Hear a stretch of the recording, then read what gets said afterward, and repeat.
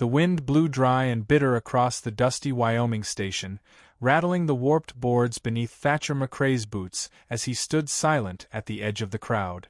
Heat clung to the wooden platform like sweat on a fevered brow, and the sun glared down through a veil of dust kicked up by hooves, boots, and whispered judgments.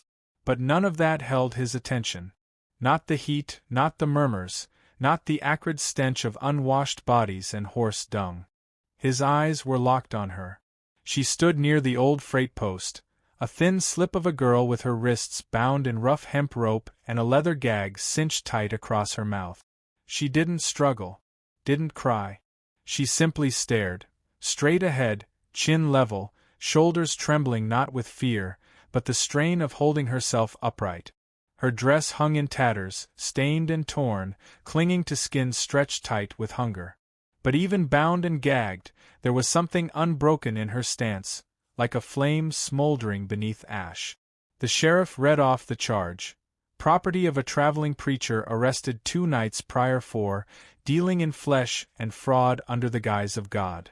The girl had been found in his wagon, half-starved, unnamed, and unable, or unwilling, to speak.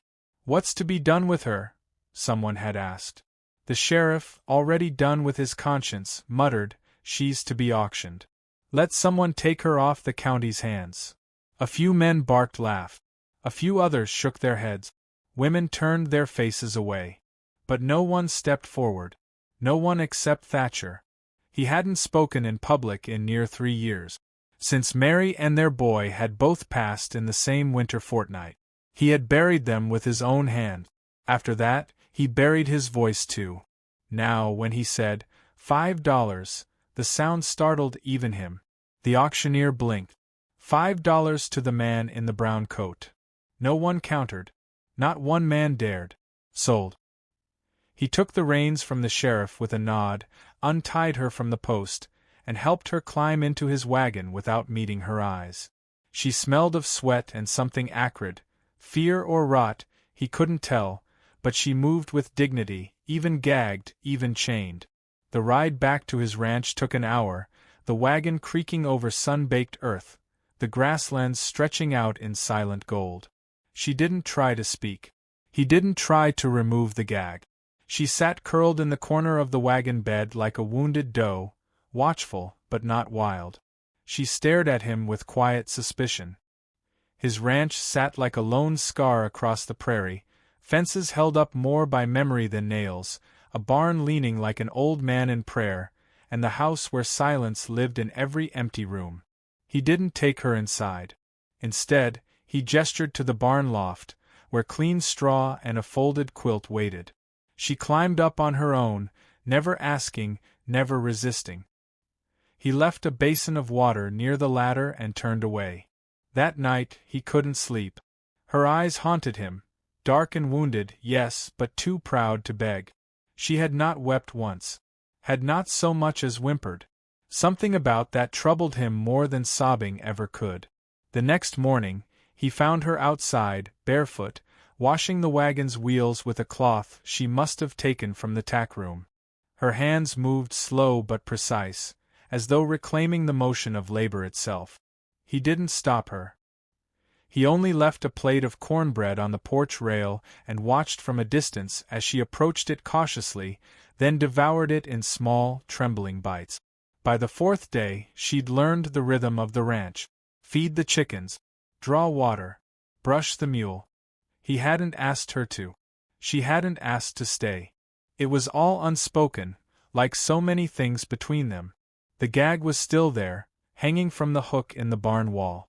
She had removed it herself on the 2nd night but hadn't discarded it.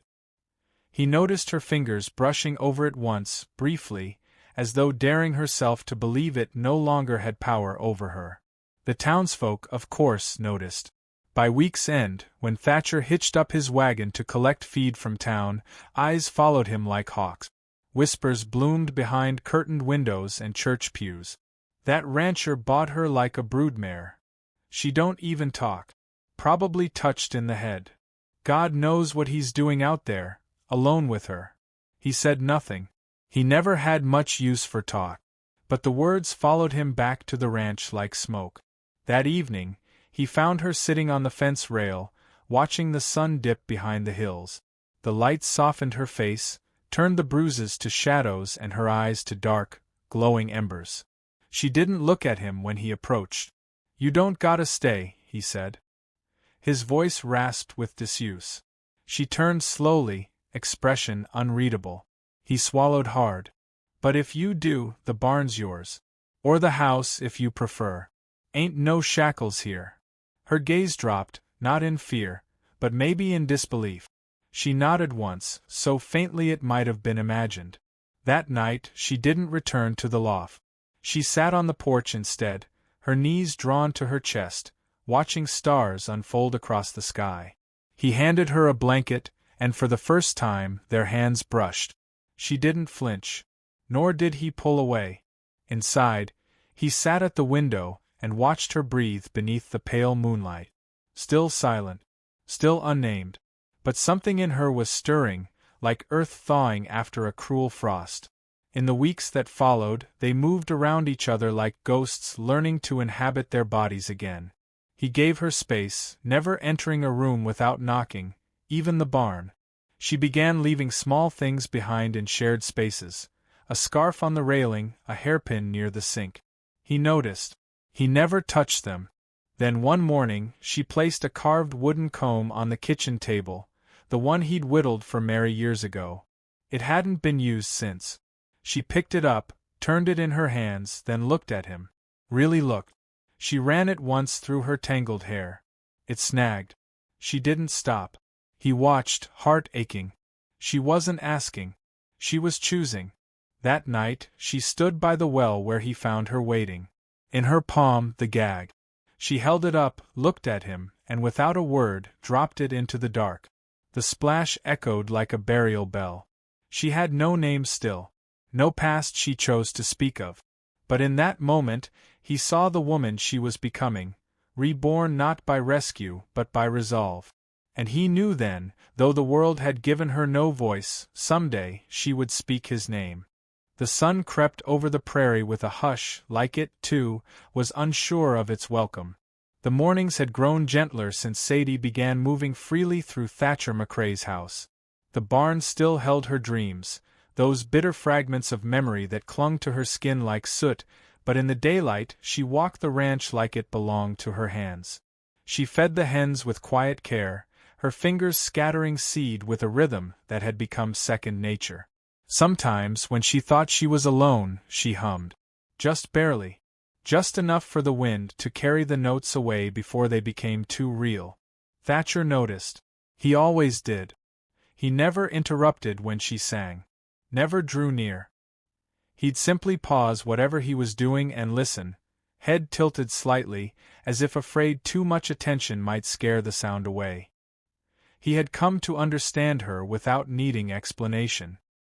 He knew which footstep meant she was restless, which silence meant she was angry. She spoke with movement, with the careful tilt of her head or the still way she held her breath before responding. Her language was presence, and he had grown to crave it. They never labeled what stretched between them. There were no declarations, no clutching embraces, no kisses against the backdrop of sunset. Instead, there were shared chores and simple meals. One evening, she slid half a biscuit from her plate onto his. He nodded. She smiled. That exchange felt louder than anything shouted in town square. Still, the outside world pressed in. The preacher's trial had passed quietly, but the whispers about Sadie hadn't. They followed them both in town. Women pulled their children closer. Men gave Thatcher wide berth, unsure whether to envy or condemn him. At church, they sat alone on the far-right pew. No one greeted them. No one spoke. When Sadie reached for the hymnal one Sunday, a stiff-faced woman snatched it away. Sadie froze. Her lip trembled, not from hurt but fury. The old Sadie might have turned her face. But this Sadie met the woman's eyes and did not look away. Not even when the preacher stumbled over his sermon, glancing nervously at the silence swelling through the chapel. After service, outside the church, Thatcher stood beside her as the townsfolk passed without nod or word. One woman hissed loud enough to be heard, she wore a gag for a reason. Sadie stiffened. Her hand fell to her side, and her fingers curled into a trembling fist. Thatcher turned to her slowly. Then, just loud enough for them to hear, he said, and I wore silence for years. Didn't do me no good either. The woman's face flushed. Others stopped to listen, unsure of what to do. But Thatcher didn't wait for their judgment. He tipped his hat and walked beside Sadie back to the wagon, his stride matching hers step for step. That night she didn't eat. Instead, she wandered into the field behind the house and stood facing the hills. Thunder rolled low in the distance, as though the sky itself was trying to remember how to weep. He found her there after a while, her bare feet sunk into the earth, her arms folded across her chest. She didn't turn when he approached.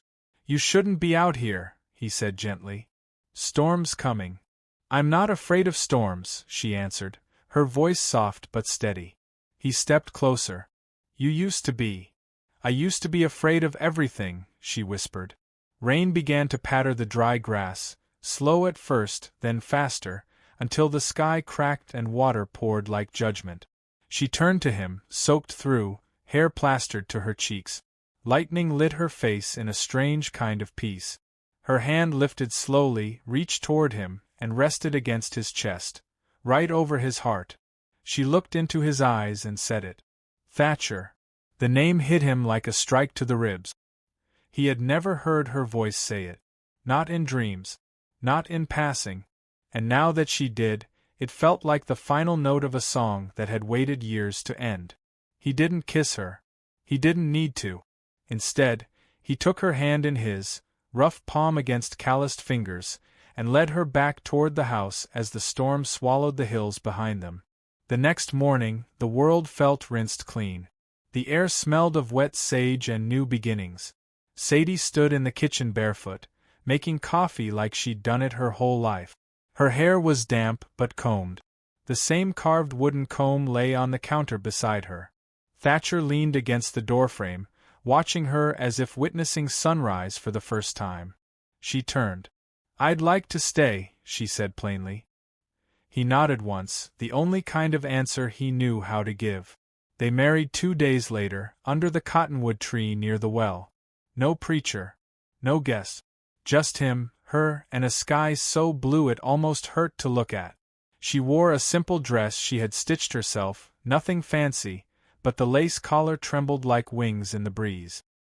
He wore his best shirt, though it was still frayed at the cuffs. They exchanged vows with their eyes, their hands, their silence. He slid a ring, his mother's, onto her finger.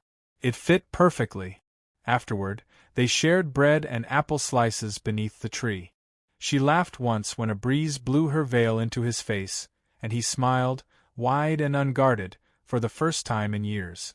The next morning, she stood at the well again. In her hand was the ribbon from her wedding bouquet, soft cream and faded blue. She tied it to the post beside the spot where she had once dropped the gag. A new marker. Not for pain, but for proof. Proof that the girl who arrived in chains had chosen her place in the world, and the man who'd buried his voice had found it again in the sound of hers. The house changed after that. She filled it with sound, soft singing, light footfalls, laughter that came in sudden bursts like startled birds. He repaired the roof, sanded the porch rails. Together, they built a garden behind the barn, tomatoes and corn sprouting between rows of sunflowers. There were still whispers in town. People always talk. But now they said things like, she's softened him, or he looks more like a man again. They didn't know the full truth. She hadn't softened him. She had saved him. And he had given her space enough to become someone who didn't flinch at her own name. In the quiet, in the storms, in the slow, ordinary days that followed, they learned what it meant to live, to stay, to speak. And in time, even the past, fanged and bitter as it was, began to lose its hold. Because the girl with the gag became the woman with the voice, and the man who said nothing became the one she chose to say aloud.